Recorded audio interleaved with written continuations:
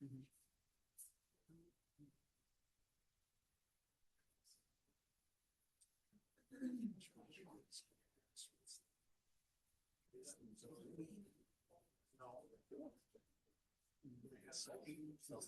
sorry. And I'll get going. I'm the Thank you for the. I'm like,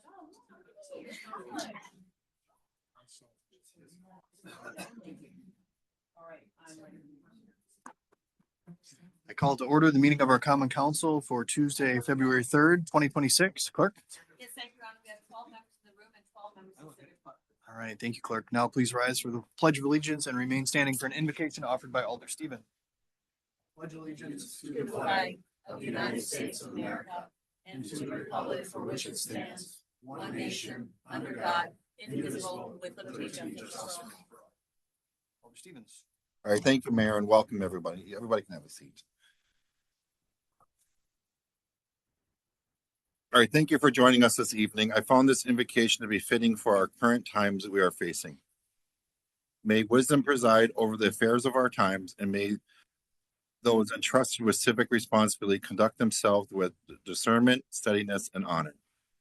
In an era marked with swift concerns and shifting expectations, grant that each public servant remain guided not by convenience nor by the pressure of uniformity, but by the enduring principles of integrity and public trust.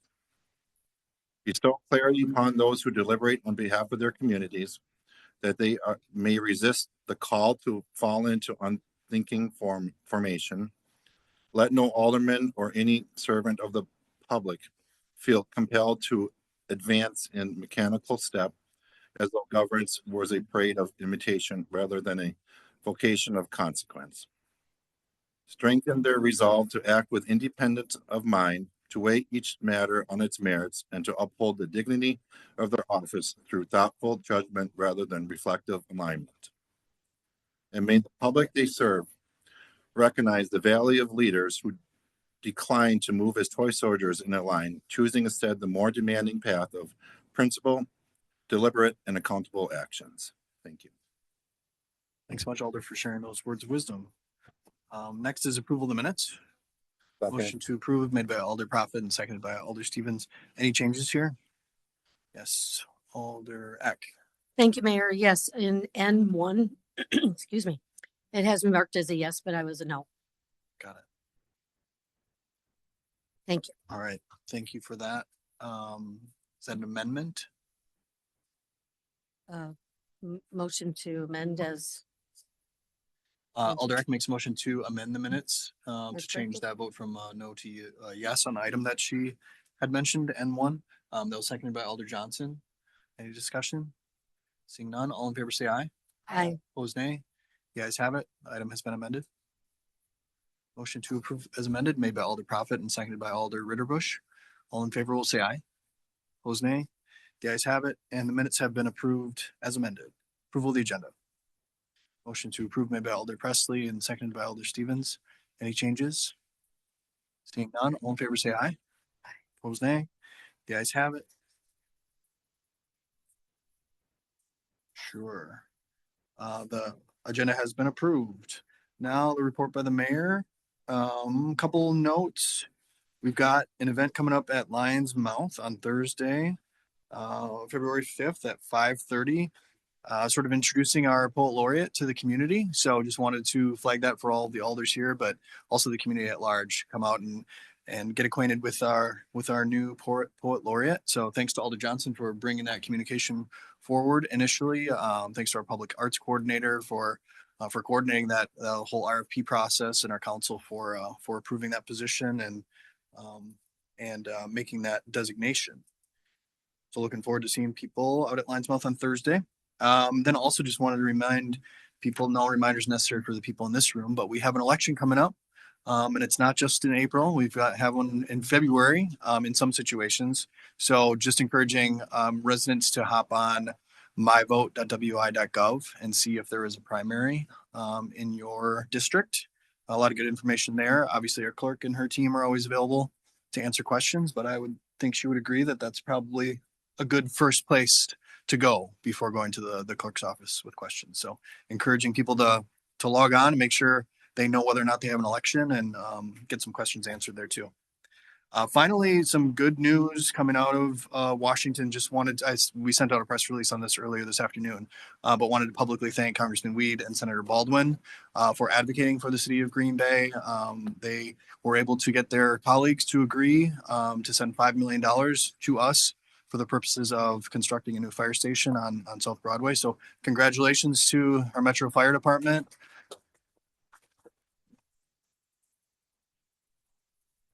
A project that is long overdue, and looking forward to working with our ad hoc facilities committee and council and finance committee to get that project moving forward, hopefully here in the near future. So with that, we'll move along to announcements from council. Alder Eck. Thank you, Mayor. Just wanted to remind everybody that the Wildlife Sanctuary has a Frosty Family Fun Night that has live music, horse-drawn carriage rides, food trucks, night hikes, and all-around family-oriented fun. And it's on February 7th. Awesome. Thanks for that, Alder. You're welcome. Any other announcements? Alder Johnson. Mayor, just two things I want to piggyback off, actually both things of what you said. One, on the poet laureate, just because I've gotten this question a fair amount, no property taxes were used to fund that role. So if anybody asks you, please know that roads will still get fixed. The second thing, Not by the poet laureate, but not by the poet laureate, but great staff. the second thing on the fire department too, and I think this was maybe reported partially incorrectly. I think from the last ad hoc facilities committee that the fire station was over budget, and I think that's a bit of a misnomer. It's really, we knew that we had 15 million that we were willing to authorize at the local level to fund it.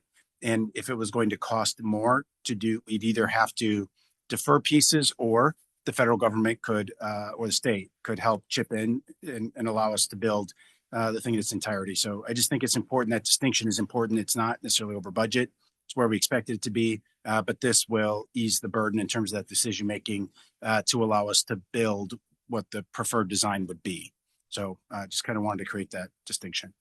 Appreciate that, Alder. Other announcements? Seeing none, we'll move along to appointments. Motion to approve the appointment has been made by Alder Presley and seconded by Alder Prophet. Any discussion? Seeing none, all in favor will say aye. Opposed, nay. The ayes have it, and that appointment has been made. Next up is ordinances, second reading for adoption. Alder Prophet makes a motion to suspend the rules, take up these items with one roll call vote.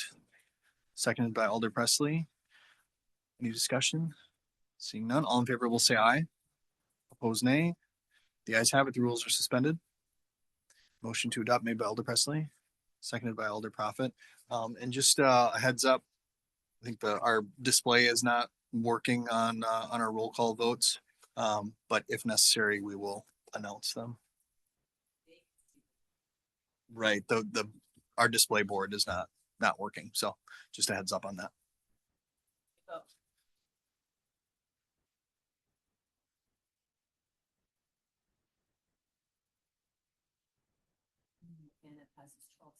All right, those ordinances are adopted or approved 12-0. Next up is report of the Improvement and Services Committee. Motion to approve made by Alder Prophet and seconded by Alder Stevens. Items here to be handled separately. Yep. Item 1, others? Hearing none others, all in favor of approving the remainder of the agenda will signify by saying aye. Opposed, nay. The ayes have it. The report has been approved, with the exception of item 1. Your wishes? For interested parties to speak. Alder Galvin makes a motion to open the floor. Seconded by Alder Eck. All in favor will say aye. Opposed, nay. The ayes have it. The floor is open. So if there's someone who would like to speak to item 1 from Improvement and Services, this is regarding the sidewalk on Hartung Street. Just approach the podium and just state your name and address for us, sir. And we offer 3 minutes for testimony. Did you want the address of the property? Either one. Okay, yeah. My name is Steve Kirsten. I'm the owner of the property at 338 Hartung Street on the east side by the East River. Go ahead. Yeah. All right. First off, I'll start off by saying that the city wanted us to replace the sidewalk in front of my building there, which is extremely long. And Mr.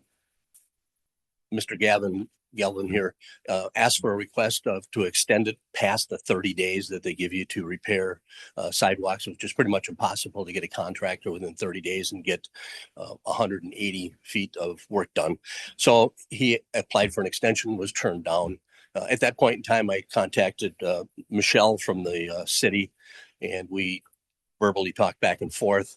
I had finally gotten a hold of Raised Right to do the work, and what we did was at the end of September. Mr. Galvin said most of the time they do that in October, but this was September. So I called Raised Right, and I had it moved up approximately 2 weeks, which I had told Michelle was going to be the 15th of September. And she said they would give us till the 19th of September to get it done. So Raised Right pulled a permit with the city, so they were well aware of what was happening. And the date of the 15th was in fact the day that I told her, and that they were there, and they did complete the work. Cost me $1,640 to get those 23 sections taken care of, which left about 10. 2 of which, if you look at those pictures there, we didn't think we should be responsible for the very poor work that the city did on that water main. And we had complained about that 2 years earlier as far as trying to get that done. But the committee said that maybe since we complained, we were the one person that brought this all on ourselves, because all it takes is one complaint and you can be, liable for thousands and thousands of dollars worth of work. And they said that was us. So I didn't think 2 years in front of that was a time frame that would fit that, but I don't know of anybody else that complained, because our sidewalks were much better than the ones like right across the street, which I asked Mark from the water department. I said, what's the deal? He said, well, you got one complaint. That's the deal. So I said, okay. And then Raised Right came out, did the work on the 15th, and it was completed. And then every spot that was marked and with an X to have it removed was a big orange R from Raised Right was put over the top of it that it had been completed. The city, in fact, did not come out on the 19th like they said they were going to. I had told my tenant to be alerted and let me know if that happened. But as it turned out, they didn't come out till October.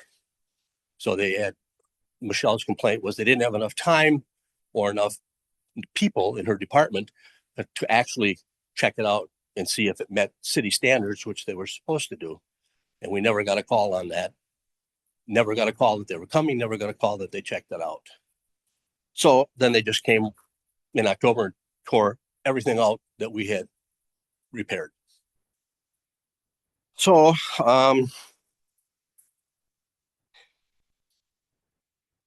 and some of it I do feel we are responsible for. The stuff that we didn't fix or grind or mud jack, and that was approximately a third.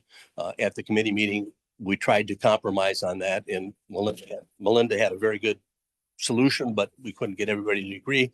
This is my third meeting with a 2-2 tie twice now. Mr. Galvin helped out quite a bit. I appreciate all the help he gave me. The committee, I think, was very fair. It's just that it was 2-2 twice, and this is my second time back from Phoenix to enjoy the Wisconsin weather, which I don't mind. I like Wisconsin. So I guess lastly, I just wonder if I just been an individual and they came to tear up my driveway and stuff, if they would have given me any notice that they were going to come to my house and tear up my driveway. I would think that they probably would, and I would have liked the same consideration.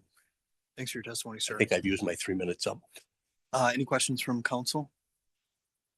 Yeah, Alder Grant. Thank you. When you spoke to staff about the 15th completion date, did they ask you to call back when it was in fact, Oh, no. When it was in fact complete, or did they say, okay, that's all we need from you? Well, it was just a verbal conversation. Yep. I had just called her. I told her it would be the 15th. She said they could give me until the 19th and then they would do it. Nothing was followed up with a letter or anything. It was all just verbal. So no, they did not say that I had to call them or anything like that. And in the letter that I got, it doesn't say that it does say that I think I have to either call or email. And I did call and I told them, and that wasn't very far out either. That was in September, I think, when I called them. So it was just a matter of a few days to get it done. Okay, and so they did not ask you to call back No, they on did not. completion. They Okay, did not. thank you. Yes. Any other questions? Alder Hutchison. Okay, so your contractor got a permit to remove, replace sidewalk. Well, not remove, but mud jack or grind. They don't So remove they- and put new concrete in. So they got a mud jack permit from the city. Yeah. And you have a copy of that? Of the permit? Yeah, No, the I don't. permit. They pulled it themselves, so I never got a copy of it. It's kind of key. I mean, I trust that it happened, but that's a key point of Oh, it did. It did. evidence of having a permit pulled and you have it in writing. Okay. Yeah, they A did. lot of this seems to be verbal, and a lot of times the city gives you a date. So it's a hard date you got to try to meet, and they'll come afterwards. Mhm. Okay. And so that's so you get it done. Oh, I So- believe that was the 19th because that's what she told me on the phone. Okay. But it just seems like there's a disconnect, and it's really a disconnect. I see it between contractors. If Raised Right would have called the contractor who was doing the work for the city, there would be no miscommunication. But it sounds like the contractor for the city showed up and they just tore things apart. And Yeah, they did. never checked it like they were supposed to see if it Well, conformed. we're talking two different things here. The city checks, the contractor builds. Okay, it's two different things. Correct. Okay. So there seems to be just a disconnect between those two things, unfortunately. Totally unfortunately, because I guess we I all have override. mud jack stuff. I have mud jack. Well, my they do a lot driveway. of work for the city. It's not like that Right. was the only time because they do a lot of work for the city. It wasn't Okay. just this one time. Okay, so they should have the permit to mud jack. And so did they leave it to you to contact the city, or were they going to contact the city that they did the work? Well, I contacted the city and I told them it was going to be done on the Well, 14th. yeah, but 15th, I'm it talking was. about the work's done. Correct. Communication should have happened. It's done. It's going to be done. It's done. Did that ever occur? It's done. Did I ever talk to her? No. Okay. So, it's an unfortunate, I think, miscommunication. Okay. I guess you could say that. Okay. Thank you. Any other questions, Alder Hinkfus? You had stated that you had talked to somebody in the city a couple of days before the It 15th. was Michelle. It was Michelle. Yeah. Or Valerie. Okay, right before the 15th, right It before you were was- going to have the work done. A week, maybe something like that, maybe 10 days. Yeah, I had told her that I had rescheduled it to conform to what they had told me because it was after the 19th. Okay. So once it was, I got it moved up about 2 weeks, then we were within that time frame of the 19th. And you, as a resident, called to let them know it's going to be done on the 15th and thought you had done what you needed Yeah, to do. well, I know we pulled a permit, so I thought that part of it was done because that's what they requested. So we had them do that and they did. And, we met the requirements to be done by the 19th, which we did, and it was done. And like I say, every X that they had, there was a big orange R put over, as you can see in the packets. So it should have alerted somebody to at least let us know when they were coming. Or conform to the cities so that we could redo it and make it qualify for good concrete. Okay, thank you. All right, any other questions? Thanks for your testimony, sir. Thank you. Do I need to stick around or do I hear about this later or how does that work? The council will now debate the Okay. issue, so yeah, feel free to Anything stick around in the audience. Pardon? Motion to close the floor made by Alder Galvin, seconded by Alder Eck. All in favor will say aye. Opposed nay. The ayes have it. The floor is closed. Alder Galvin. I'd like to make a motion, move that the cost of replacing the sections of sidewalk that the property owner had fixed be removed from his bill. So I can't remember exactly how many sections, but whatever those number of sections were, he had repaired them. He had notified the city, in my opinion, that it was going to be done on a certain date. The sections were clearly marked. And if this contractor has been doing any kind of work for city, that marking would have been something that would have stood out. So I don't think he should be held responsible to pay for that. Is there a second for that motion? Seconded by Alder Eck. On the motion. Also, maybe before we have a discussion about the motion, just invite Director Justin to weigh in on any of the testimony or anything that you want to share with council.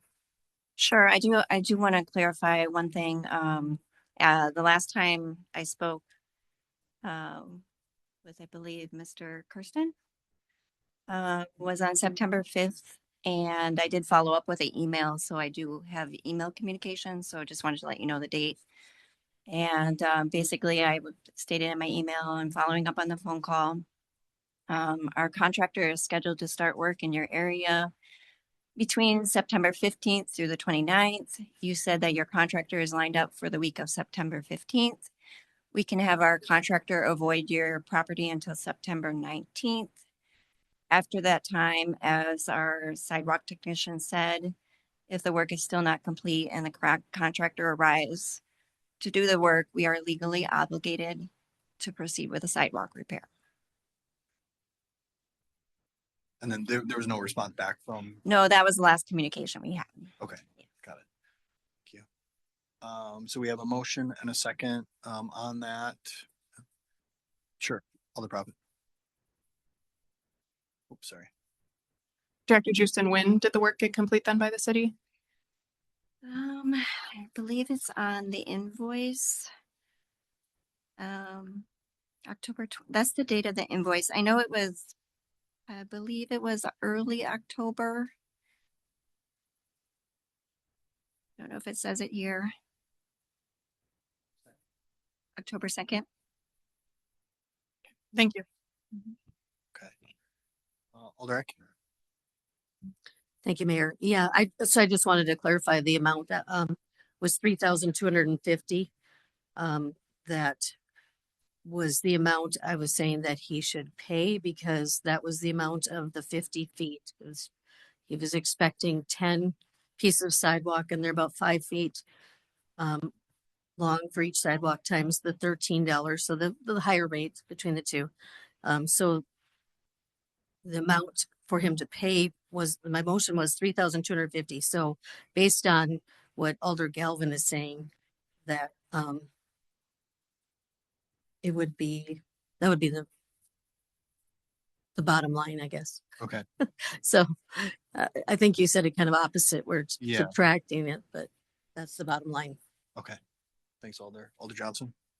Thank you, Mayor. I think one thing that would make me more comfortable before any vote occurs is if we can actually put a number to this.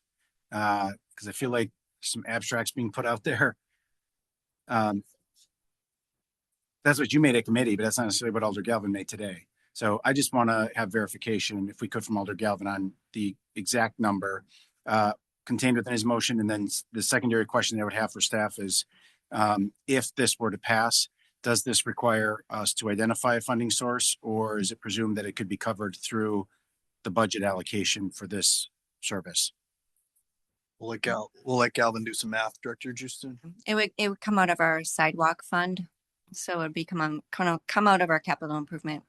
Okay. Balance.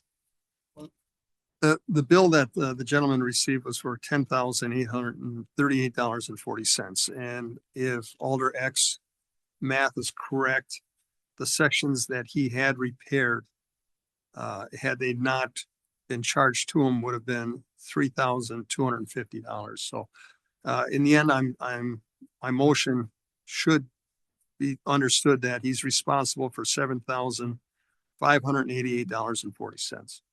That's the opposite. It's the opposite. The opposite. He'd be liable for 3,250. Sorry to go back. So and forth, but reducing from. All right. yeah, All right. the 7,000 would be the Then reduction. he would be responsible for $3,250. Okay, that's your motion. Yes. Okay. On that piece, Alder Prophet. Yeah, I would feel a lot more comfortable if this math was coming directly from our invoice that we have in front of us that is separated out by 3 different quantities. And then if the math would be done that way. So whatever, I don't understand based on what I'm looking at. There's a $12 each of a 445.7. There's a $12 each of a 334. And then there's a $13 each of 114. So whatever sections he did repair prior to this invoice, I'd rather that we go with the math of what was on this invoice and then reduce it from this invoice. I'm not following where these numbers currently are coming from. So I don't know if Director Justin could clarify Yeah. thickness. So how do we know what piece? Let's have Director Justin explain.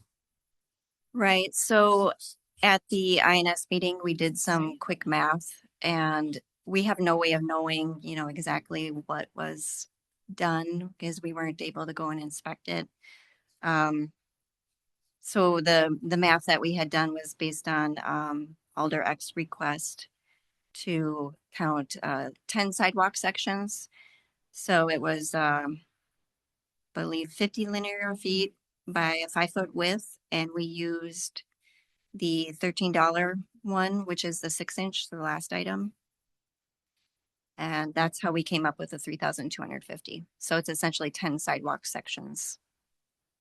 So that 3,500 is what you had indicated that he would have already paid for once over, and you're recommending that be taken off, or based on the motion, you're not recommending anything. I apologize, but to put words in your mouth, I'm just trying to understand, should that 3,000 be reduced from the 10,000, or are we saying there's 3,000 left? I'm still not understanding. The 3,250, the recommendation at the INS by Alderek was that he only pay for 10 sections.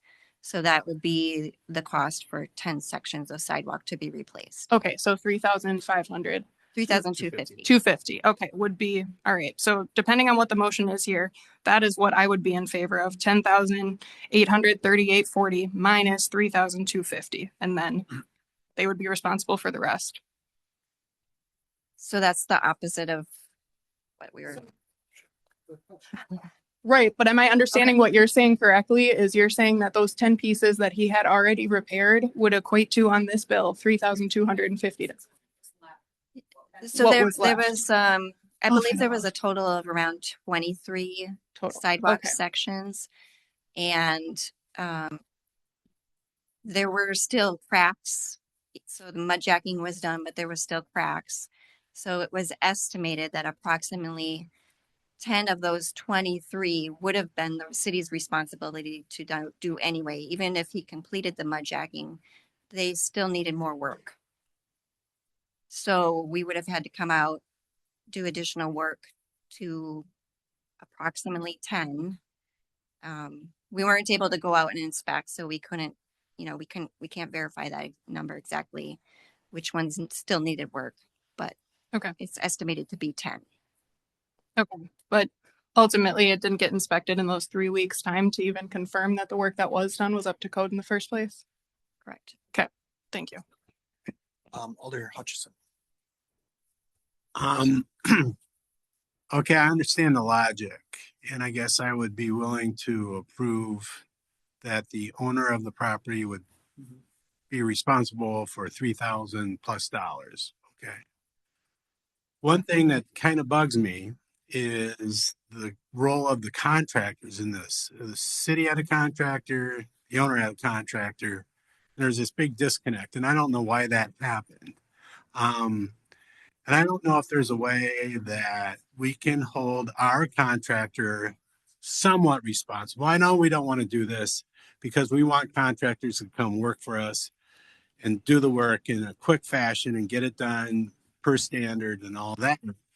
But to me, our contractors showed up and there was mud jacking that had been done.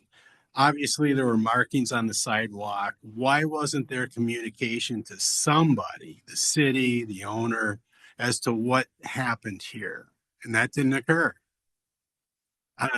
So we had our contractor raring to go. They come upon this and they're adults. They can see. Why didn't they call? Is there any way that we can hold them liable to part of that $7,000 the city's going to eat? I guess this is to the attorney. Do we have any way to do that, or at least the communication to the contractor saying what happened, explain it to us? Maybe I'll invite Director Juicy just to weigh in on this communication disconnect. If you have any thoughts on that, and Attorney Kochar, you can maybe think about Alder Hutchison's question. Sure. Right. So the contractor would have been given their orders to go to do the sidewalks. So they had, they're making their way around the city. Um, I can't say, what they were thinking when they came there, whether they, the workers saw what had occurred or not. So I don't know, that piece of it. I would say that, I guess in my opinion, we would have had to known the work was done and tell them not to do the work. I don't know what recourse we have, since we didn't give them any different instructions. Okay, so any just like process solutions that you can think of, or this, I mean, this is just the way that, We've that are- talked about, whether, we need to get ahead of the contractor and be out there at every single project. And we only have one person running the sidewalk program plus doing other technician work, surveying and stuff for projects. So to add in another position, we're challenged. We just don't have, this person can't be all over the city. So that there's that piece of it. It's possible. It's just, we're limited. thanks. Attorney Pochard, any thoughts on Alder's question? Sure. So in terms of the contractors, it would really be just looking at our contractor because obviously the property owner hired their own, and we'd have to identify some like either breach of contract or non-compliance. Like if we required that they check for markings or something, I'm just talking about it hypothetically, that they would have really done something wrong. A mistake was made in the process, and I don't believe that's the case here. When looking at this letter, I reviewed this and provided information to the alders at INS. A formal communication, which is required by state law, which our communication complies with, was issued on May 21st. And it specifically says under option 2, which is what the property owner availed themselves of, that the property owner shall call or email that the work is completed and ready for final inspection. The city shall then inspect the repairs, and no call was made, right? And so there was an open line of communication. Director Houston mentioned the notification or the last communication they had on the 3rd, the work still hadn't been done. So it's really, I don't know, unless we identified the contractor responsibility or the property owner identified that their contractor was supposed to notify us, it's really comes down to the notification piece, which isn't our contractor's responsibility. Thank you. Thanks, Attorney. First Alder Johnson, then Alder Galvin.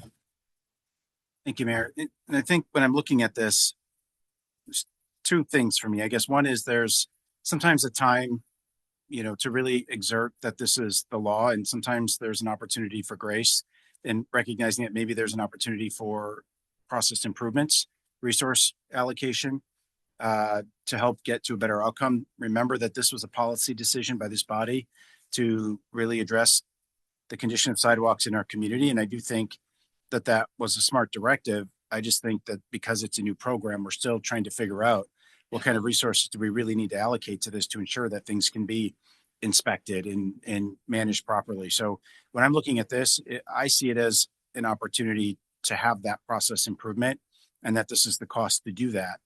So I think I'm supportive of a level of forgiveness on this, is provided that we react accordingly and make that improvement. The one thing that still just sits out there with me, that I would really like to see though, before we cast this vote, is exact numbers. And I still think there's a misunderstanding here on what we're actually authorizing. And so if I would maybe, it sounds like Alder Gavin wants to speak after me, is just make that request that we have this invoice in front of us that's $10,838.40. If we could maybe just have the motion explicitly state the amount that we are authors, or that we are going to cast a vote on, to forgive of that invoice. I think that might be the clearest way for us to approach that, because it sounds to me like we've got alders that are seeing two different numbers here within the same motion. So it's the difference between 10.8 and 32.50. Is that correct? Okay. Which is $7,588.40. So, and again, for clarity, the motion is to forgive that amount. Correct. Okay. Alder Galvin. Thank you, Your Honor.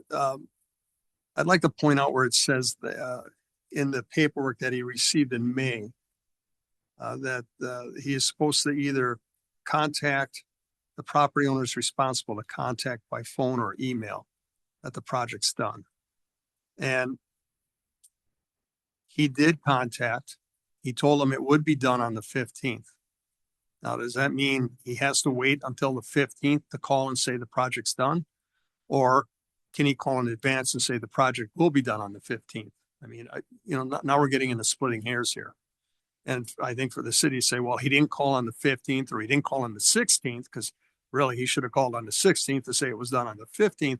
I mean, it starts getting a little ridiculous. And I think the fact that in good faith, he said it would be done because his contractor assured him it would be done, and it was done on the 15th, and yet the city didn't go out and check it. Now, you get into whether, the city's contractor should have been at least somewhat alerted when he saw the bright lettering on the different sections, which are way different than what the city always traditionally puts on sections of sidewalk that need to be replaced. I would have thought that that contractor would have been alerted that something was different here. And he, but again, he's not here to defend himself or say what his thought process was. But I stand with my motion. I don't think he should be held responsible for something that he clearly made an effort, and he did notify the city on the day it would be done, and it was done on that date. Thank you. So are there any other comments? Alder Hutchison, then Grant. Okay. Thank you, Alder. I think I used to do this. I was assistant city engineer for the city of West Bend in the 80s. Concrete was made out of different stuff back then. I don't know. But to your point, going forward, I think we have to be clear in our communication, because this communication was not clear in this story. You must call when the project is done. As assistant city engineer, if I get a call and say we're going to be out there next Tuesday working on it, and this is a contractor calling or an owner, call me when it's done, because when it's done, it's done. Okay, that's a clear point. Even though I'm saying this, I will vote for this, but I want to be clear going forward. People who are going to get into this and have sidewalk they have to do, please, if you do it yourself, call the city when it's done so they can take the appropriate steps. Thank you. Well, and just to reinforce that, Alder, I mean, anybody who's ever asked a contractor to do any work understands that completion date is oftentimes a little bit of a moving target. And for a director of the Department of Public Works of a city of 107,000 people to be providing this level of customer service is pretty impressive. So, definitely process improvements that could be made.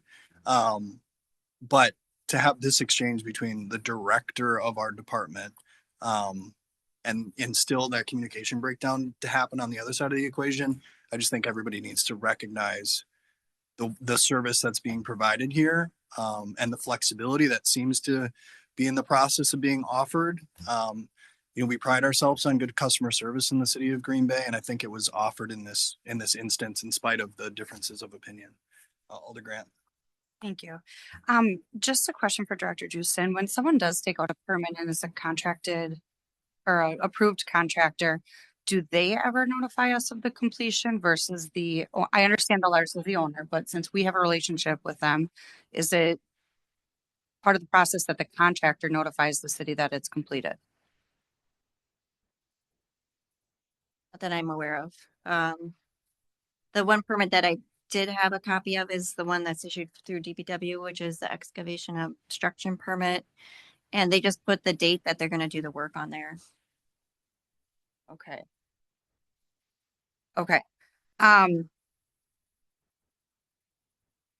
And just, so for clarification, the contract that did the work that was through the city, they did not call with any questions and ask what these different markings were. No, we didn't get notified until the property owner received the invoice and then we became aware of the issue. One last question. When the resident called prior to the 15th and said, I'm going to be taking care of these portions myself, would it be part of our policy or procedure that then we contact our contractor to say some work is being done by the resident prior to them coming? If they're planning to come on the 19th, don't we give them some instruction prior to let them know? Otherwise, how do they know what they're walking into? He would have just had the original orders since we didn't, since we weren't aware that, the work had been done. We didn't, the technician didn't change any of the orders that were given to the contractor. It was just their original assignment. Even though you had a permit from his contractor saying, I'm doing some work to this project, wouldn't the two, I guess, connect, as in, if a permit's being taken up for the same address as one that we have orders on, wait, what is this person doing then? And shouldn't we align the two and maybe notify the second contractor that some prior work is being done and we have approved the permit, we have authorized this work, and helped that communication along? So the excavation obstruction permit was taken out on August 11th, and the target date was September 23rd for the work. So obviously some things had changed. When we're reviewing that, we're just looking to make sure that, there's not going to be any issues with the work as far as, like obstructing the road or anything like that, where they have proper traffic control. So it's not necessarily, the sidewalk person's not necessarily the one that's looking at that. Okay, even though the resident, I guess when the resident called and you sent that email, per our conversation, he had made you aware of them doing their work. So we were aware of some work. I guess at that point, would that instruct us to then contact the next contractor to make them aware of the work that we were being told of?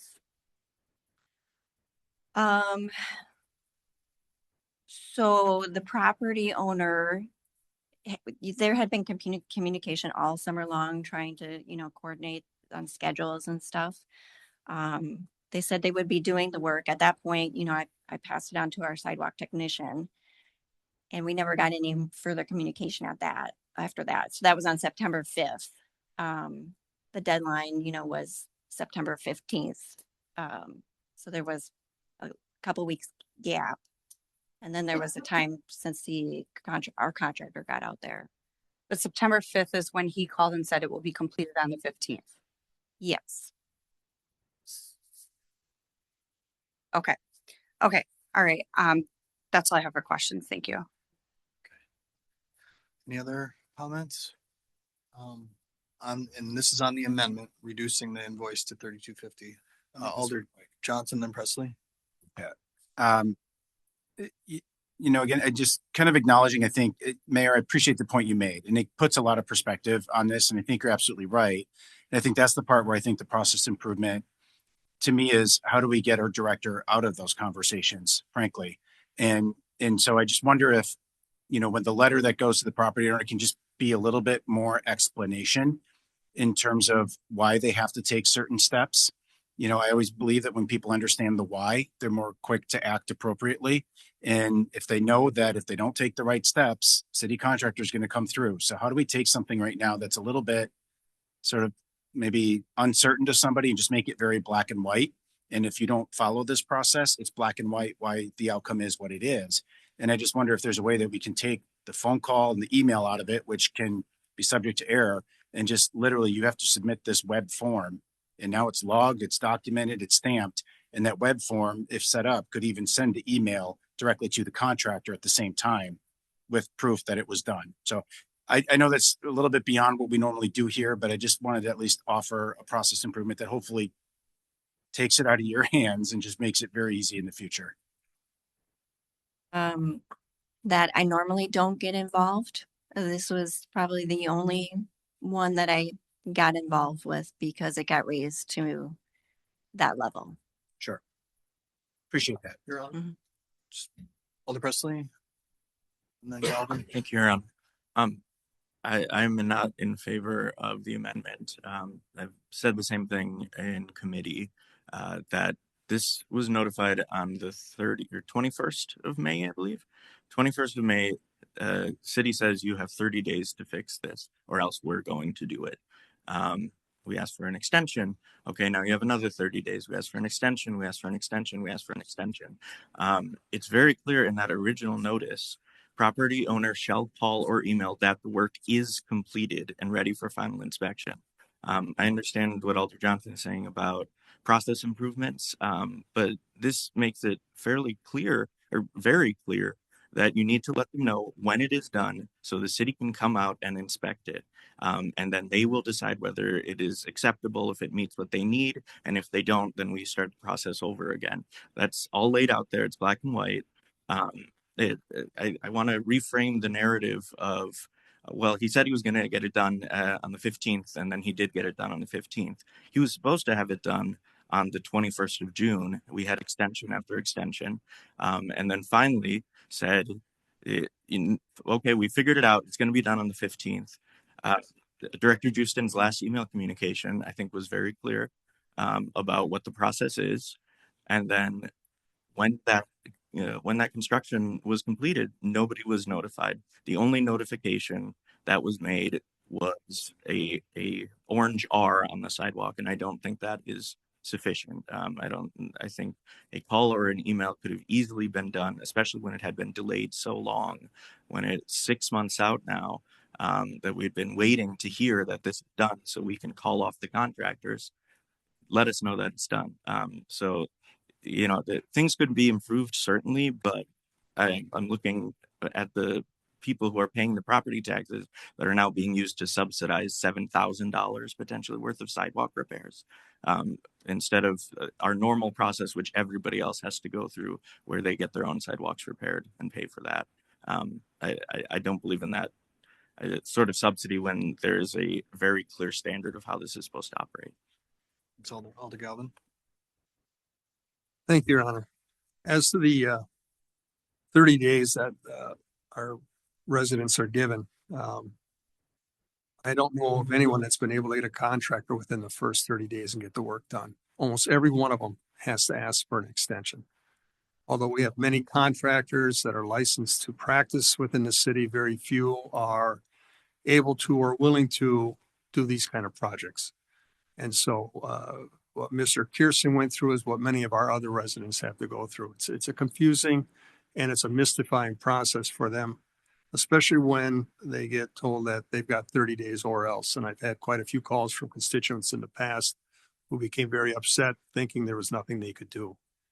And I want to, as far as Director Justin's involvement in this, I want to say that no matter how this vote turns out, I ended up going to her, and I'm sure she kind of regrets it now, answering that phone call. But I went to her because there had been a conflict between the resident and city staff. And I wasn't able to get any kind of a resolution. And so I did go to Director Justin and ask for her help. And I really appreciate that she did. And she did go above and beyond. And I do appreciate that. And I don't, like I said, I don't care how this vote turns out. I still appreciate everything she did for my constituent. Thank you. Alder Dooley. So I understand the delays in construction process, especially when it comes to concrete. I feel like concrete is one of the fields that is the longest delayed. So I can understand a 30-day delay and another 30-day delay and another 30-day delay. What I can't understand is what Alder Presley had brought up. And I had spoken with the attorney about this as well. But under option 2, it literally states the property owner shall call or email that the work is completed and ready for final inspection. We can't even put a number on the 23 sections that were marked with an R from Raise Right because they were never re-inspected. The last contact happened on September 5th. So the work was completed on September 15th. And I know you give a deadline on something that the work's going to get completed, but it's a contractor. Contractors are never done on time. So 23 sections that had an R spray painted on them, and they were never re-inspected. So we don't know if they were completed to the standard that the city needed or not, or if they were ADA compliant or any of that. We don't even know what size those pieces of concrete were on those 23 sections. So I can't get past the fact that there was no communication after the work was completed.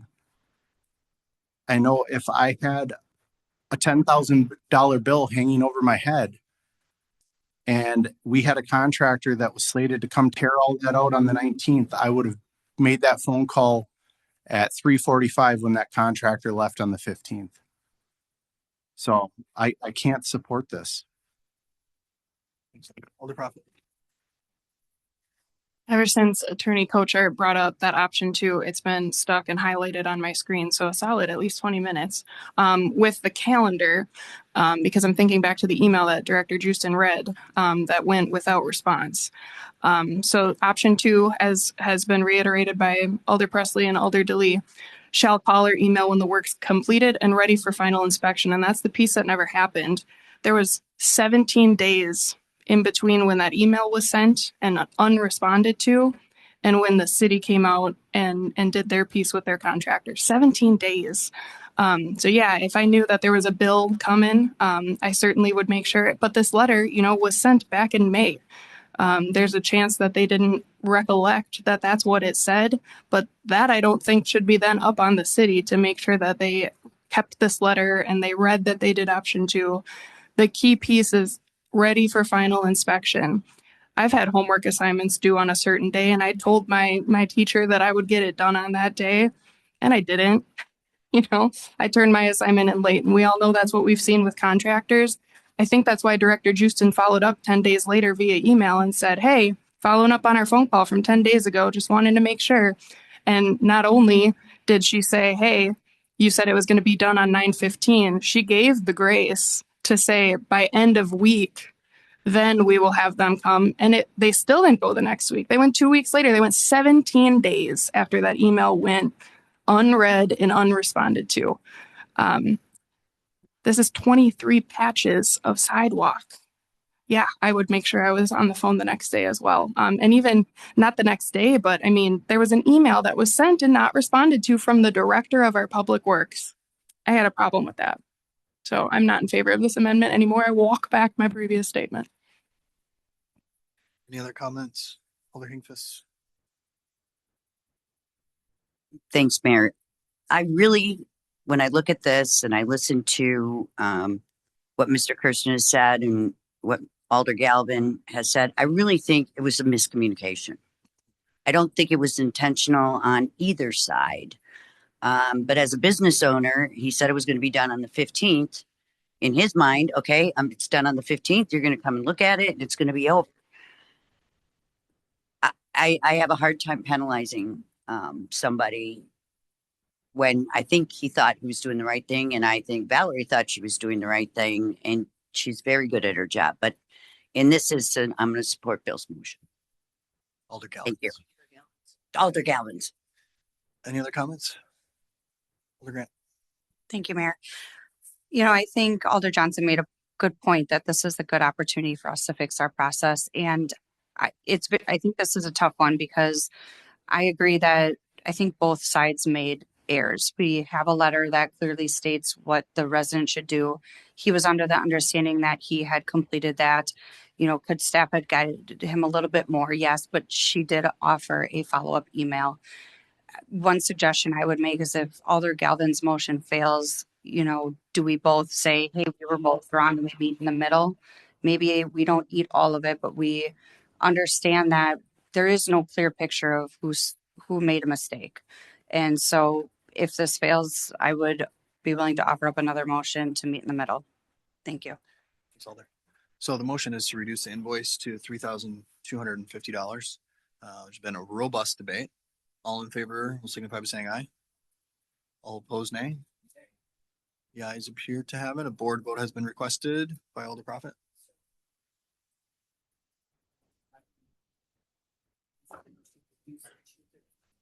It's the same. Okay. Same math. Yeah. All right. Just want to make sure. Yeah. So we will use the board.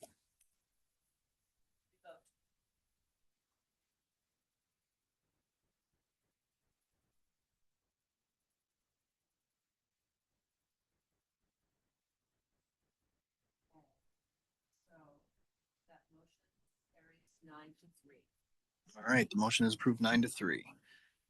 Now we are on to protection and policy. Motion to approve made by Alder Stevens, seconded by Alder Prophet. Any items here to be handled separately? Item 4. Any others? Hearing none others, all in favor of approving the remainder of that report, signify by saying aye. Opposed, nay. The ayes have it. The report has been approved with the exception of item 4. Alder Johnson makes a motion to approve item 4. Seconded by Alder Stevens. On that motion, Alder Johnson. Yeah, thank you, Mayor. I could just as easily have talked to you about this separately, Chief, but I just kind of wanted to publicly acknowledge it. I think it was about a year ago, maybe, that you and I had actually talked about something like this, and I broached this with the mayor even before the meeting, and I said, yeah, I fully support this. I think this is important. However, if we make this change and people don't know we made the change, I think it's going to lack sort of the impact that we're looking for. And so I hope that we can find a way maybe to bring in some partners and incorporate some type of PR campaign to really get this out to the public so that they're aware that not only if you're the driver, but if you loan your vehicle to somebody, or somebody takes your vehicle and commits this crime, that they can be held accountable for that by virtue of this ordinance change. So I just, and again, nothing you really, unless you want to react to that, but I really want to encourage, whether it's PD or even through the mayor's office, that we maybe can find a PR campaign strategy to go around this. Chief Davis, anything on that? Sure. Anytime we enact something with these kind of applications, there's always a communications plan that goes with it to make sure people at least have the opportunity to understand it. And actually, I think there's already been a media interview about this today. Yeah, and then if I would just follow that up, Chief, with appreciate the media coverage, and that's always a good thing we can get that kind of lasts, in that moment. I would love to see if we could even do something that's more prolonged.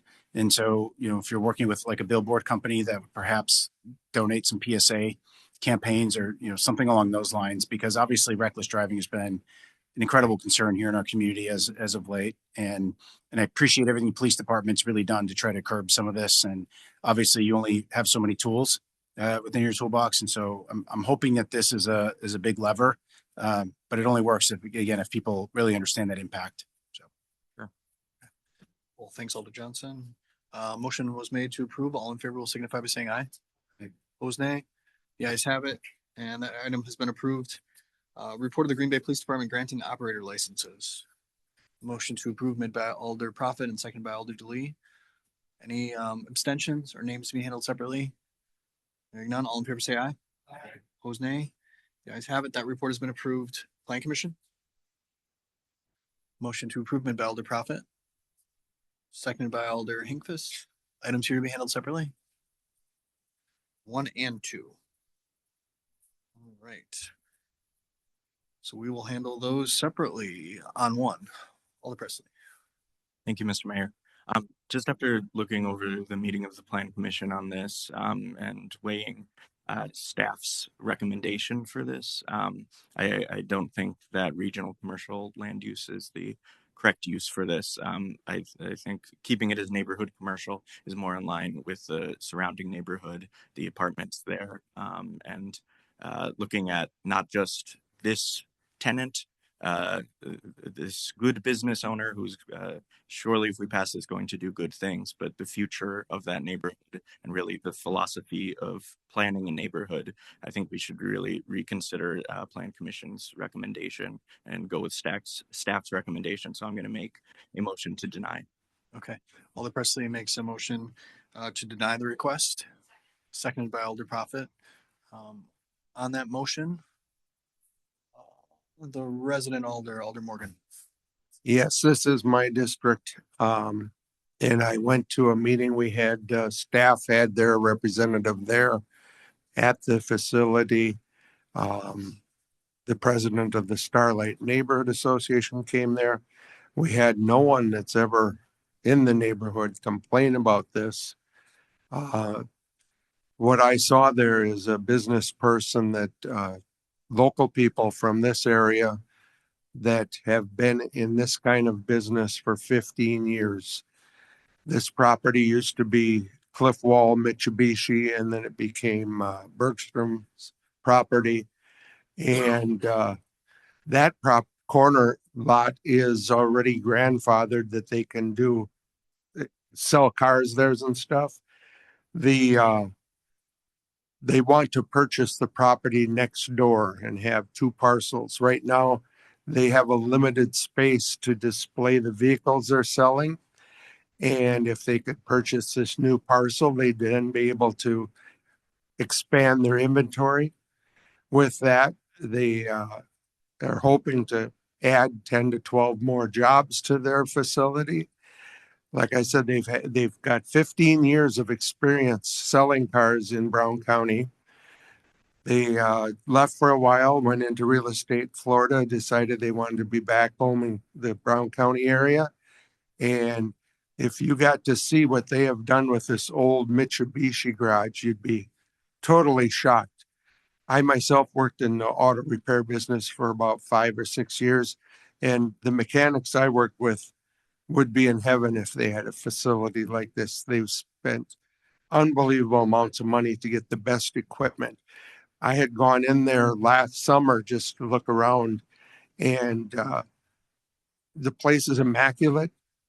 They have cleaning staff that comes there every night or on the business nights they're open and cleans that whole facility. These two, husband and wife, actually are there usually 12, 14, 15 hours a day working themselves. They take a lot of pride in everything they do. If they get this parcel, what their main goal is, like I said, is to expand their inventory, increase their business, and expand people working for them. The actual building was a parts store. It was automotive. It has bays in there, but all they want to use these for is for detailing. So when they do buy a vehicle and it's not ready to go out on their lot, they would clean it up. They fix whatever's needed. All the repairs and stuff will still be done in the old Mitsubishi garage. They have no intent of doing body work over there. And to me, it's a win-win that we can get more jobs. We'll take a building that could end up empty for a while and have it used right away. And I know the people are here, so that is all I have to say, but I'd like to make a motion to open the floor if they would like to come up and speak. Alder Morgan makes motion to open the floor, seconded by Alder Galvin. All in favor will say aye. Opposed, nay. The ayes have it. The floor is open.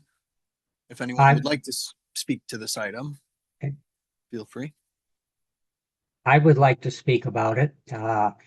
I'm Bob Every. I'm the owner of the Advanced Auto Building, and so I want you to know that right off.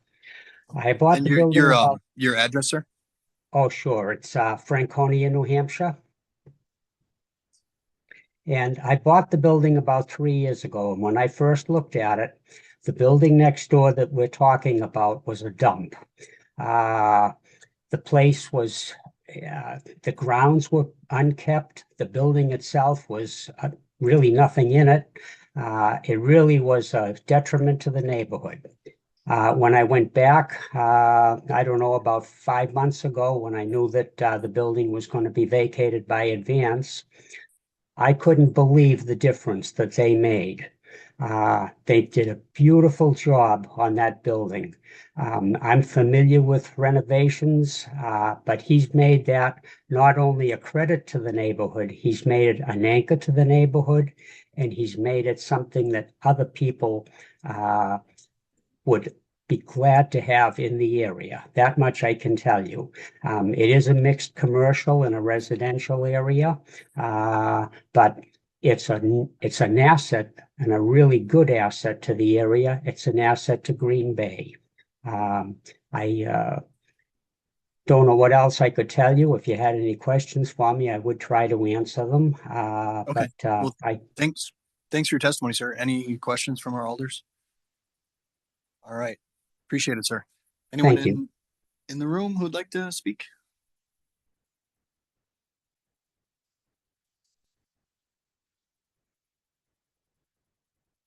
And then again, if you could just state your name and address for us. Yeah, can I take a seat here? Sure. Brandon Henches, 997 Thornberry Creek Drive, Oneida. So my wife and I, we've been in the business for, like the alderman said, over 15 years. It's actually been a little over 17 years. We put a lot of pride into what we do. We're there. Well, I'm there from 6 a.m., 6:30 till 7, 8 at night. Lots of time, energy goes into this place to keep it running. And basically where we're at now is we have almost, in less than 1 year at the Cliff Wall building, we've almost already maximized our space, and we need to get this other building so we can get other work done instead of sending it off site. So that's the purpose of the building, is just to maximize work in-house, create more jobs. We plan on, using this building to the same standard that we keep our current building with the Cliff Wall. So the cleanliness and the upkeep will be done the same. Landscaping, the plowing, we plan on, keeping it just as nice as we do at the current building. My wife and I were a husband-wife team, so, I really appreciate you guys taking the time to listen to the story a little bit. Alderman's come out there and set foot on the property. All of our vehicles are sourced from like outside of the Midwest, so we're bringing up like rust-free inventory to the state of Wisconsin. So we kind of do things a little bit different than a lot of the dealers that just source stuff locally. And we really take pride in really putting quality vehicles on the lot. So I can promise that there aren't going to be any vehicles that have like missing bumpers or rusted out, that are dilapidated to the community or anything like that. So I really appreciate you giving it thought and taking the time to listen. Sure. Thanks so much for your testimony. Could you just repeat your name and address for our clerk? Yeah, it's Brandon Henches, 997 Thornberry Creek Drive in Oneida. Great. Thanks again for your testimony. Any questions from alders? All right. Thanks for being here. Anyone else?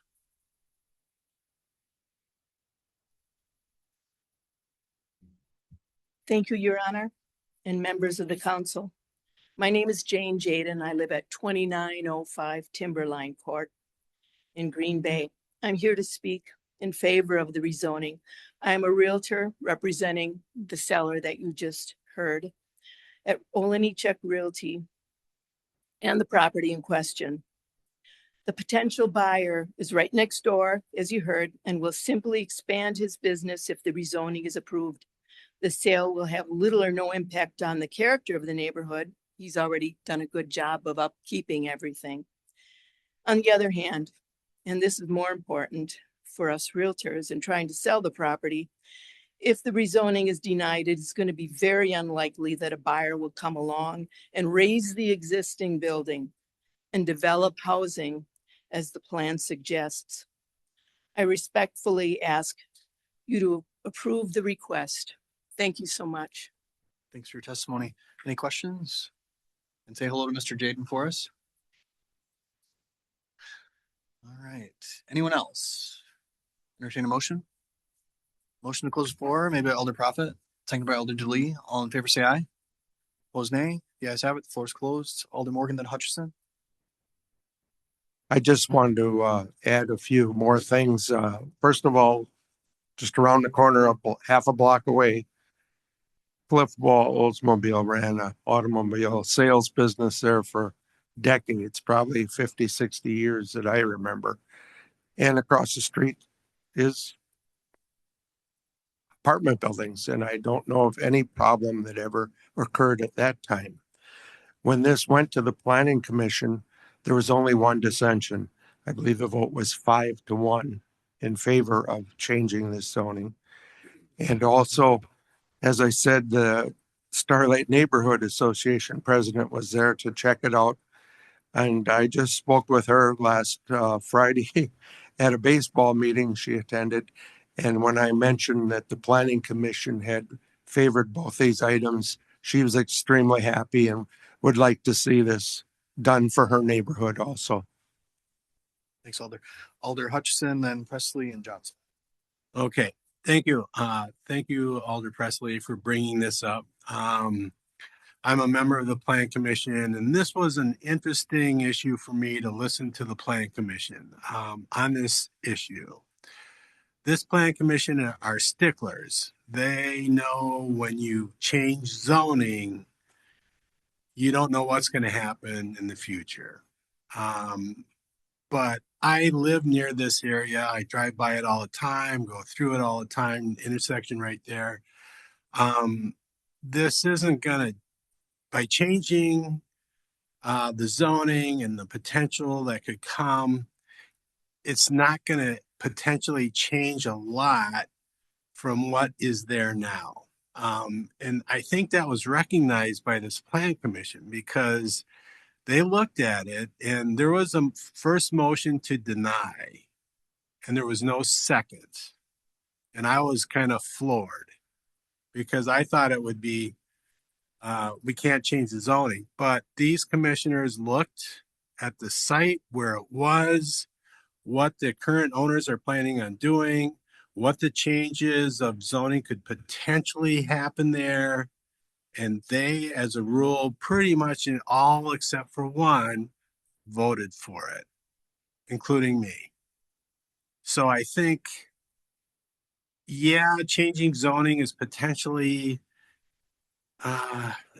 iffy as to what could come in the future. But I think the lay of the land, where it is, who's there currently now, I think everyone felt comfortable on the Plan Commission to approve. Okay, I just want to, even though staff recommended against it. Okay. So I guess that's all I have to say. I'm going to vote for approval of this. So Alder Presley Ben Johnson. Thank you, Mr. Mayor. Yeah, I just want to make sure that we're having a comprehensive plan discussion here because it sounds like we're having a conditional use plan discussion.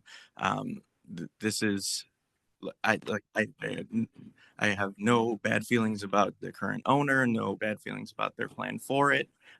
But we are looking at rezoning and we are looking at changing the comprehensive plan from something that was meant to serve the neighborhood to, add to that neighborhood to potentially,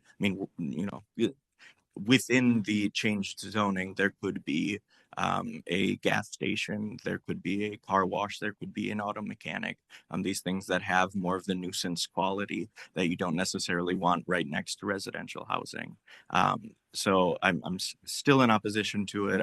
I sense I'll probably be in the minority there. But yeah, I live in sort of a similar situation where I'm in multifamily residential and right next to us, there's a car wash. And nobody had any issue with it when it was a field, and now people do have an issue with it. So I think, just because there's not any question about it right now and neighbors haven't come forward right now, especially because I don't believe residents in apartment buildings get those notices. So may not have been aware of the meeting or been aware of what's happening. I can't necessarily, speak to them one way or another, but I'm still against it sort of on the principle of what we're looking at for this neighborhood 25 years in the future, not, next year. Thanks, Alder. Alder Johnson. Thank you, Mayor. And Alder Presley, I certainly appreciate that point, especially, that it's really the comp plan amendment. Sometimes we have a tendency to go off track, but sometimes it's easy to see where that next track is. And so, I think the gosh darn thing about car lots is that, city planners really like them. They're like fast food restaurants. The problem is nobody stops buying cars and nobody stops eating chicken sandwiches. So, these things just keep happening and you need them. And, when you have a lot that has been built for it and has served that purpose in the past, obviously this is a more convenient transition, I think, than perhaps trying to establish a new one somewhere. And maybe the one thing in this, which you alluded to, Alder Presley, that I can appreciate as being a concern is you're opening it up to those other types of uses with no clawback mechanism on that. So I wanted to ask staff, I'm assuming at least that the reason the CUP was not considered is because this is not a conditioned use within the ordinance within this particular zoning code. Is that correct? And in which case, could a PUD be used in its place that would have some parameters on there that it couldn't be used for some of the other undesirable uses? I think we talked about that at the Plan Commission. I don't think a PUD would apply here. It wouldn't? Okay, No. so it's not an option. So it's kind of an Correct. all or nothing. Okay. Yeah, this is one of those hard ones, right? The Yeah. philosophical ones.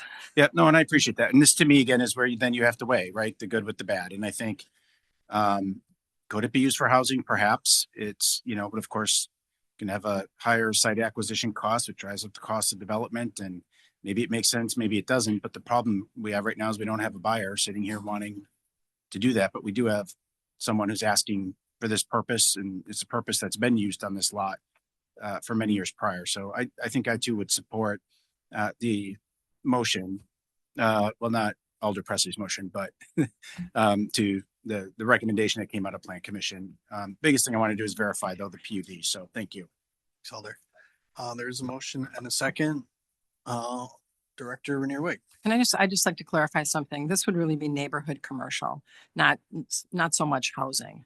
But you're right. We're looking at this is a comp plan change from a comp plan, of course, we just passed.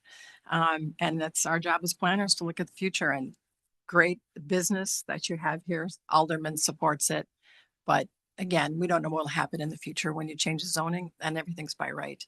And that really is just the difference is really the use with regards to lighting and noise and traffic and those types of things. It's just a higher density use. So. Thanks. Alder Profit. To just have a quick question as it relates to the zoning director, Renier Wig. So C2 to C3, because the one thing that gives me pause is the permitted use with C2 in some of these uses versus C3. Could you clarify the difference between the two for me? Because the permitted use, right? Like we're comfortable and we're content with the current use that's here. But if that were to go away 10, 15, 20 years from now, when my kids are maybe living in that apartment behind it and a gas station could go in with a car wash without ever having to come through this body ever again. Could you just clarify what the difference between C2 and C3 is for me, please? I think when you're looking at the chart, Alder, it's really the things that would be permitted are like automobile rentals, auto sales, car washes, convenience stores, gas stations, mail distribution facilities, motor vehicle repair, businesses that are higher density, have the potential to be just louder, noisier, more lights, Right. more of a nuisance. And on C3 on that same chart, there's the C, which and this could be my misinterpretation. Does the C mean that it would have to be like a conditional use permit that would come through this body instead? Correct. So what is that designation on our comp plan for C3? What type of, is that, or am I too disjointed with where my brain is going? Is that regional commercial, or is that, like, what is that C3 designation? Well, I think that's regional is the new name in our comp plan, right? Okay. That goes from C2, which was the like highway commercial. Okay. So it's a higher density commercial. We're calling that regional now. Okay. That clarifies. Thank you. Because if we're going to C2, that just permits all of those uses without ever coming through this body. But C3 in that chart would make it have to come through this body if it were to change. So I'm in favor of Alder Presley's amendment, but I too feel I may be in the minority there. All right. Alder Presley made a motion to deny the amendment to the comp plan. That was seconded by Alder Profit. All in favor will say aye. Board vote requested by Alder Grant. This is on denial.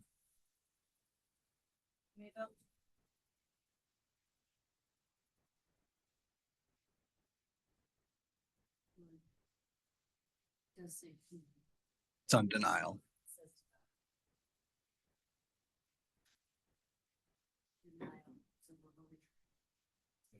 Correct.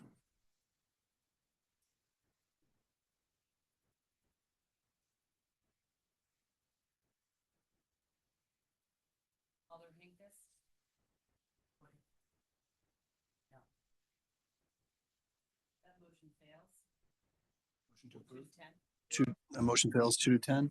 Motion to approve made by Alder Johnson, seconded by Alder Eck. All in favor will say aye. Opposed nay. The ayes have it. That item has been approved. Now on to item 2, which is to approve a request to rezone the properties. Motion to approve made by Alder Johnson, seconded by Alder Ritterbusch. Any discussion? Seeing none, all in favor say aye. Opposed nay. The ayes have it, and that item has been approved. On to the report of the Finance Committee. Motion to approve made by Alder Stevens, seconded by Alder Presley. Any items here to be handled separately? I think yeah. Number 8, any others? Hearing none others, all in favor of the remainder of that report will signify by saying aye. Opposed, nay. The ayes have it. That report has been approved with the exception of item 8. Alder Johnson makes a motion to approve item 8. It was seconded by Alder Galvin. I believe. Open the floor. Yeah, Alder Johnson makes a motion to open the floor. Seconded by Alder Galvin. All in favor will say aye. Opposed, nay. The ayes have it. The floor is open. So this is to approve the agreement between the city of Green Bay and One Energy Development. So if someone would like to speak to the item, just approach the podium and state your name and address for us. Believe, do you have a presentation? Yeah. Some slides? Yes. Mr. Wilcat, do you able to pull that up?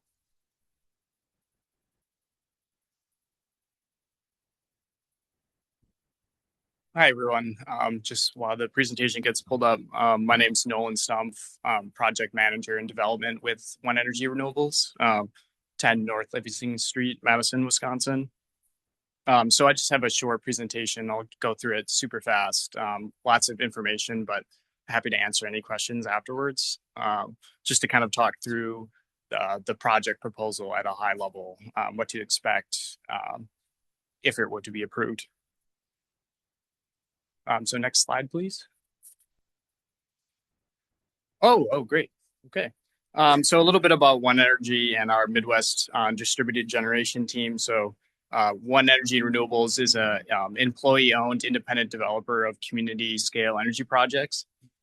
Our Midwest team based in Wisconsin focuses on development, engineering, construction, operating, all of the kind of in-house projects throughout the Midwest, predominantly in Wisconsin. We emphasize on projects that interconnect to the distribution grid rather than the transmission system, and serve the local utility and the local grid.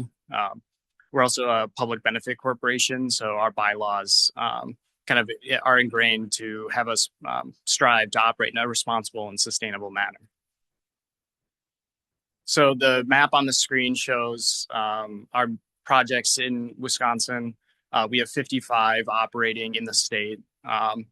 That's equivalent to over 50,000 households average electricity needs.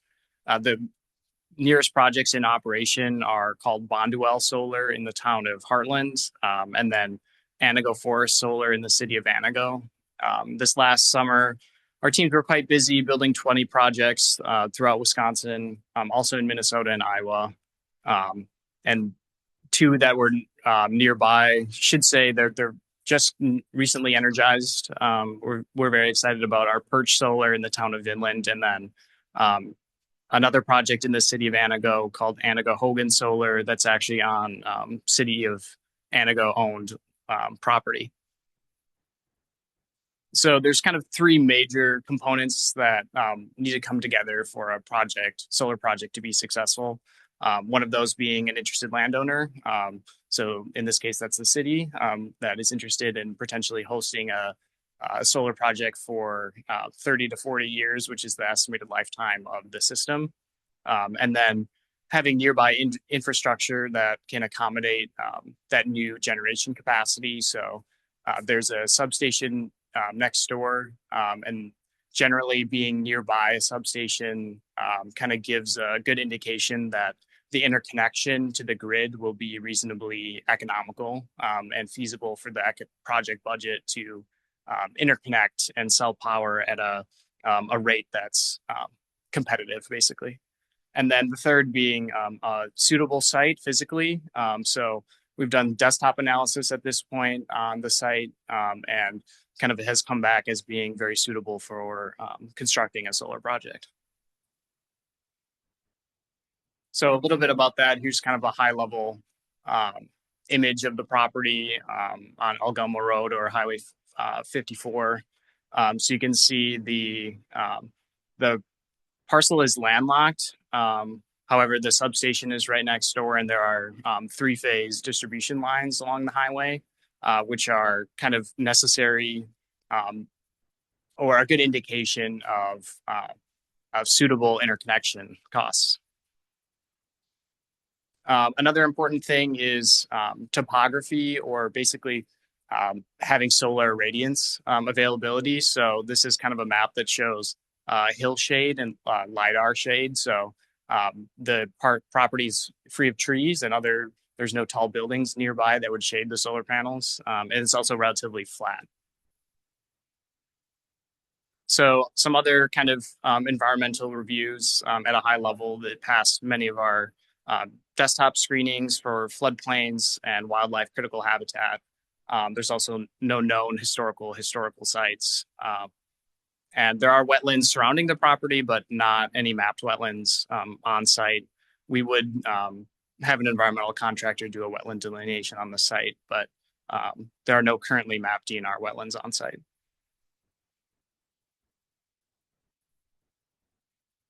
So kind of more of the nuts and bolts of the project. We use bifacial solar panels. So you hear photovoltaic solar modules. Those are the most common type of solar panels. Solar PV, you might also hear.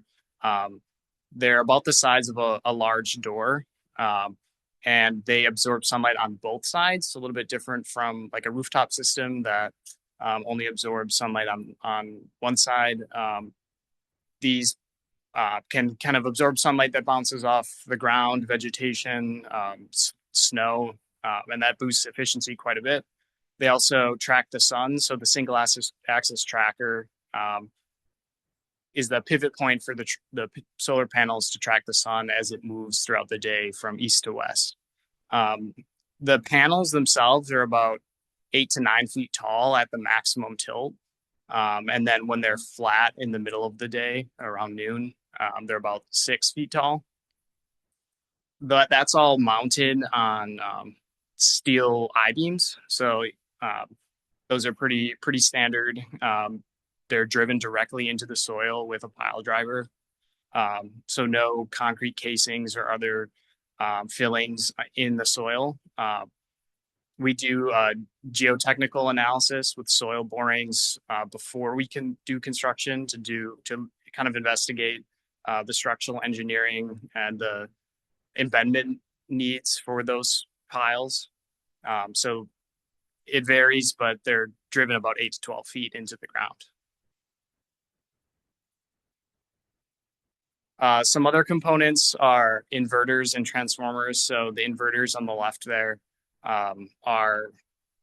they convert the DC electricity generated by the solar panels themselves to AC electricity, which is what's usable by the grid and in homes and by our devices. And then there'll be 2 to 3 transformers on site. Transformers step up the voltage from the project to match what's already on the distribution grid. You'd be familiar with transformers outside of a big building like this. They're usually green, you might have seen. And then the whole project would be enclosed in an agricultural style fence. So it's basically an 8-foot tall deer fence with woven wire holes. They come with small holes on the bottom, but we usually flip them so larger holes are on the bottom so that small mammals and other wildlife can enter the project and use the vegetation that we plant as habitat. But the fence is mostly there to keep people out of the project. So we also really pride ourselves on land stewardship. We have a whole team on staff dedicated to this. So the whole project is planted with a permanent perennial vegetation. We use on a lot of our projects a native prairie seed mix, which is the plan for this one, that features 30 native Wisconsin prairie species. And that once again provides habitat for pollinators, small mammals, but also rebuilds soil and rebuilds nutrients over time and helps the land rest. In general, our approach is to have a low impact to the land and dual use. So we also have many projects that are grazed by local sheep farmers or the landowner who is a sheep farmer. In general as well, we do less grading, or we hope to do as the least amount of grading on site as possible by basically spending more on steel and having differing lengths of steel piles. You can imagine small hills and valleys in the ground and slightly longer or shorter steel piles to keep all the panels on the same plane. And that really reduces the need to grade everything to the same level. That also makes it easier to return to ag at the end of the life. That's a requirement in the lease, is that all the solar facilities to be removed and it to be restored to pre-construction conditions. And so that rebuilding the soil, that's why Wisconsin has such great farmland, is that we had prairies throughout the whole state for many, many, many years. So that's part of our goal here as well. I talked through a lot of that, but here's a really nice picture of one of our projects out in western Wisconsin.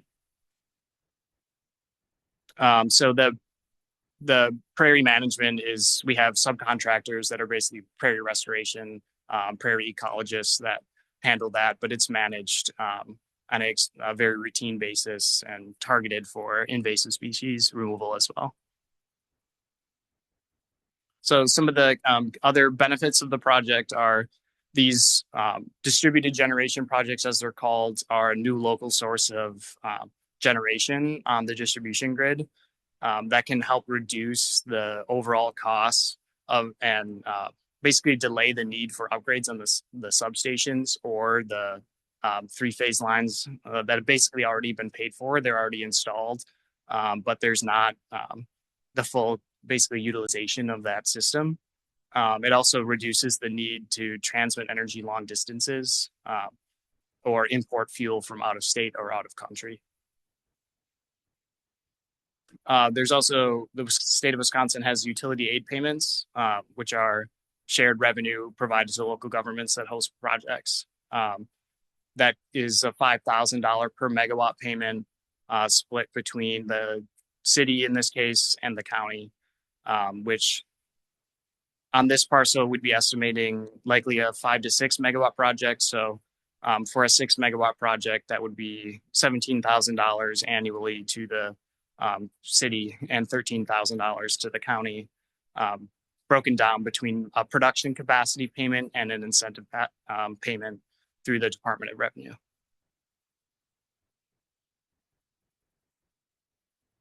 These projects also create lots of jobs. Solar installer is one of the fastest growing jobs in the US. We work with various Wisconsin-based contractors for electrical engineering, procurement, civil and general construction work on these all of our projects, and support workforce development with the Midwest Renewable Energy Association and other partners. This map shows it's basically where all the contractors from the 2025 portfolio are from. So really covering the whole, throughout the whole state. We also love to give tours of our projects for community groups, nonprofits, schools, you name it. So if anyone would be interested in touring a existing project of ours, regardless, we'd be happy to do so. That picture on the bottom left is me and my coworkers with a summer school, kind of like sustainability elementary school program. We also typically do a panel donation to the local school district. So that's basically just a donation of panels and money for a balance of systems to install that system on a local school in the district.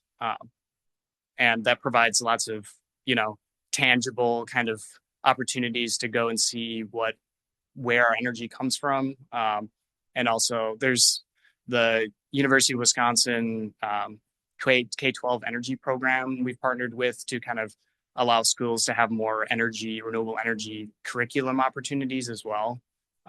So they can provide small kits to classrooms to kind of build small little grids, and a lot of cool opportunities with that as well.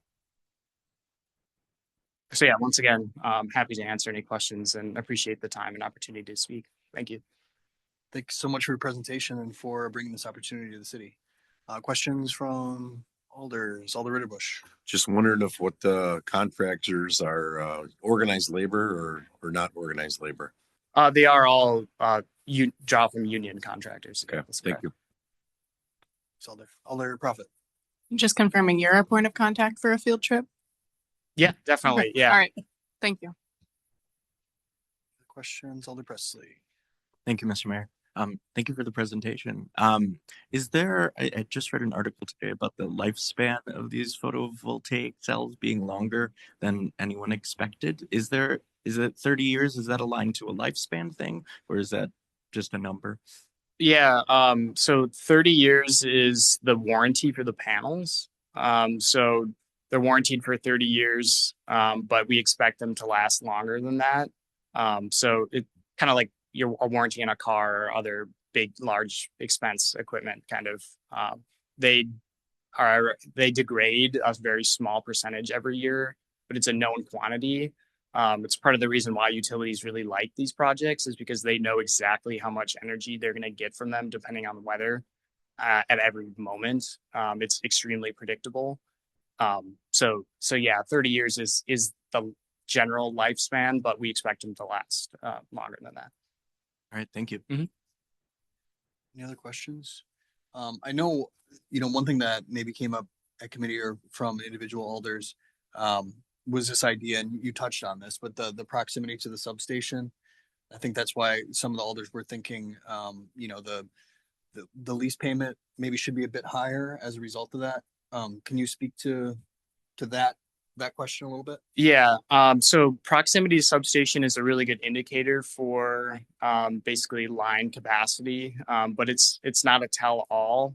So we have had projects that are as close or even like essentially closer to a substation right across the street, where the interconnection cost has come back. Basically, the Public Service Commission has regulations where developers submit a project to the utility that owns the equipment, and they do an engineering review and study the project to see what those kind of physical improvements would be needed to the line or the substation to accommodate that new power.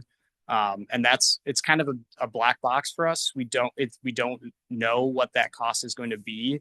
And so being, say, within a half mile of a substation is a good indicator that the cost will be, we can stomach the cost essentially, but it's not necessarily a one-to-one that being right next door means extremely low interconnection costs. The hope would be to interconnect it straight to the substation since it's so close, but we don't know if there is room to do that. So it may need an underground medium voltage line to go basically buried to the highway and then up back up to the three-phase lines along the highway. But we don't know that.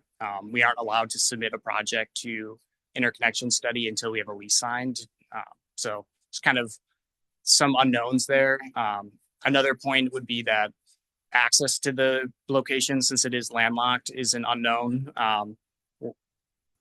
There are mapped wetlands between the subject parcel and the substation. So if we cannot get access to the north to the highway, we would have to access the site through that way, and that would be quite costly to engineer that access road. So there's, I guess, a couple budget questions that limit us to be able to increase the lease rate. Yeah, and I mean, you kind of touched on this right at the tail end of your comments there, but can you more directly comment on the 800 versus 1,000, which the committee made that change? Yeah, so we basically can't offer a higher lease rate because of those unknown budget. In general, solar projects are competing. There are, in general, on a levelized cost of energy standpoint, with utility scale solar, the cheapest, or utility scale wind, the cheapest forms of electricity generation in Wisconsin.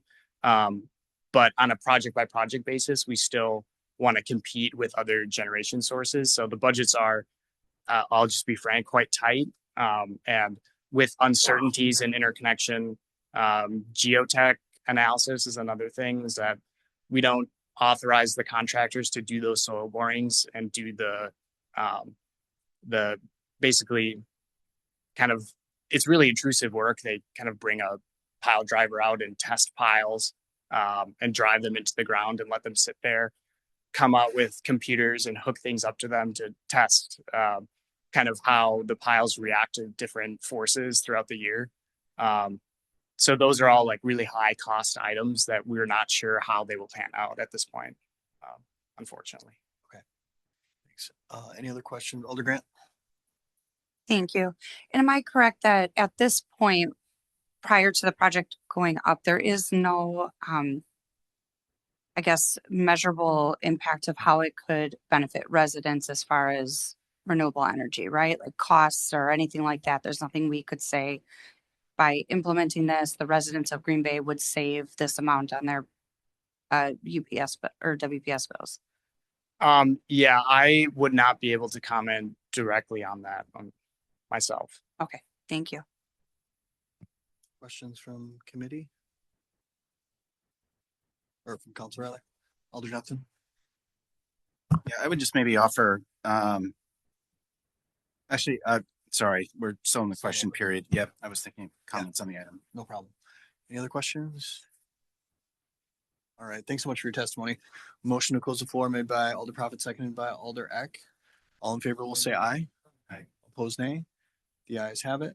And before, I don't know if you're proposing a motion, Alder, or an amendment. I would just request discussion in closed session. Yeah, okay. Motion to enter closed session made by Alder Prophet, seconded by Alder Hinkfist. Somebody have the language? Yeah, Alder Prophet. Common Council may convene in closed session pursuant to section 19.85 subsection 1 subsection E Wisconsin statutes for purposes of deliberating or negotiating the purchasing of public properties, the investing of public funds, or conducting other specified public business, whether competitive or bargaining reasons require closed session. Common Council may thereafter reconvene in open session pursuant to section 19.85 subsection 2 to report the results of the closed session and to consider the balance of the agenda.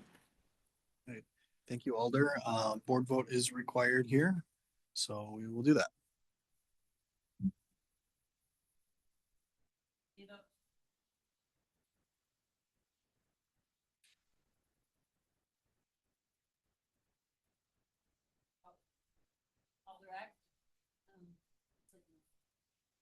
No.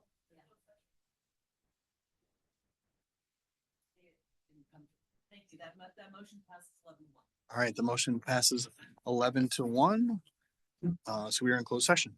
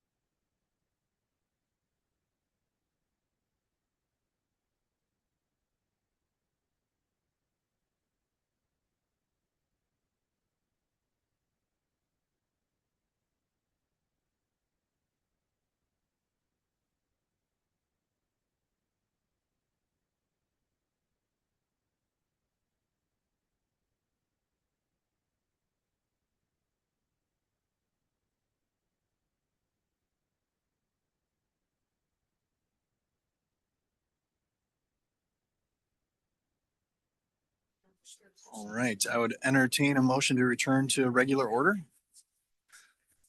Moved by Alder Prophet, seconded by Alder Stevens. All in favor will say aye. Opposed nay. The ayes have it. We are back in open session. Alder Grant. All right, amend the motion to designate authority to the mayor to approve the agreement between the city of Green Bay and One Energy Development LLC for a land lease and solar easement on parcel 22-SC-513, subject to the terms discussed in closed session. Is there a second for that? Seconded by Alder Eck. Any discussion? Seeing none, all in favor say aye. Aye. Opposed nay. The ayes have it, and that item has been approved. All right.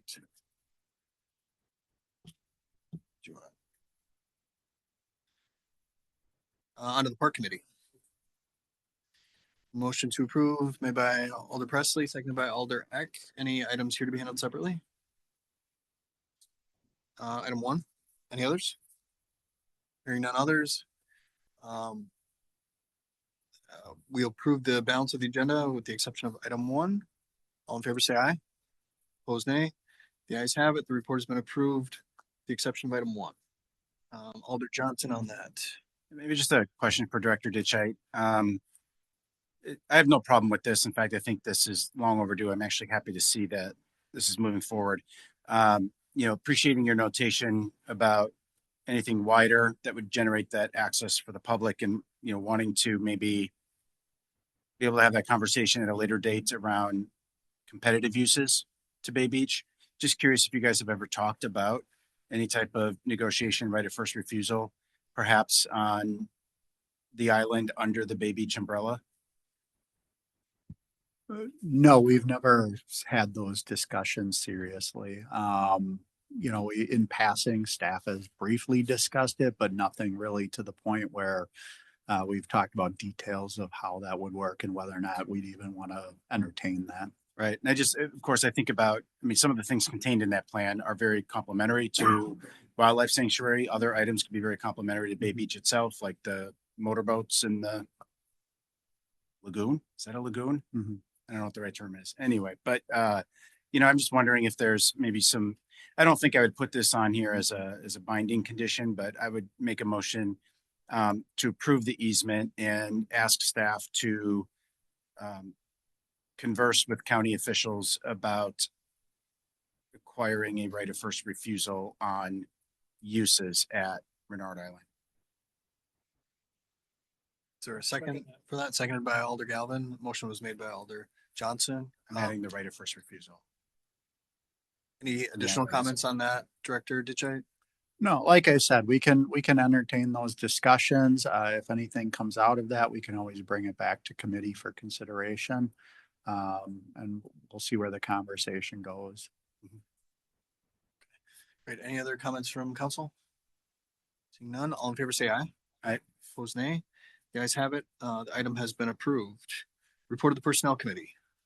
Motion to approve made by Alder Prophet, seconded by Alder DeLee. Items here to be handled separately. Hearing none, all in favor will say aye. Opposed nay. The ayes have it. That report has been approved. Traffic, Bicycle, and Pedestrian Commission. Motion to approve made by Alder Stevens, seconded by Alder Prophet. Items here to be handled separately. Hearing none, all in favor say aye. Opposed nay. The ayes have it. That report has been approved. Sustainability just has some informational items that I would direct you to. And then next is informational Landmarks Commission semi-annual report. Alder Hutchison had some comments there. Thank you, Mayor. I just want to give a 30-second summary of what this information is, and I invite you to look at it. The Landmarks Commission has been doing an effective job. This past 6 months, the commission itself has reviewed 8 certificate of appropriateness, that's the COA, and approved them all. Staff has reviewed 19 COAs in this time frame, and they've approved them all. And since inception in 2018, 375 COAs have been submitted, 9 have been denied. 5 of those 9 were revised by the applicant and approved. The 4 remaining were appealed to Common Council, 2 were upheld, and 2 were overturned. So that's a lot of work, and it's work to maintain the historical value within the city of Green Bay. I just wanted to bring this up to let you know that the Landmarks Commission is alive and well and doing their work. Thank you. Thanks you, Alder. Thanks to you, Alder. Next is resolutions. Motion to suspend the rules and take up these items with one roll call vote made by Alder Prophet. Seconded by Alder Hinkfist. Any discussion? Hearing none, all in favor say aye. Opposed nay. The ayes have it, the rules are suspended. Motion to adopt made by Alder Prophet, seconded by Alder Ritterbusch. Any discussion? We'll use the board.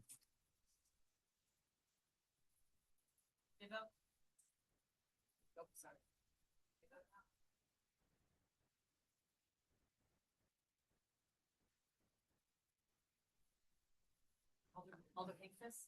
Yes. All right, resolutions are approved 12-0. Ordinances first reading. Motion to suspend the rules, take up these items with one roll call vote made by Alder Prophet, seconded by Alder DeLee. All in favor will say aye. Opposed nay. The ayes have it. The rules are suspended. Motion to advance made by Alder Presley, seconded by Alder Prophet. Discussion. Seeing none, all in favor say aye. Opposed nay. The ayes have it, and those ordinances are advanced to second and final reading. Motion to adjourn made by Alder Eck, seconded by Alder Ritterbusch. All in favor say aye. Opposed nay. The ayes have it. We're adjourned. Thanks, everyone. So listen, Joey, I just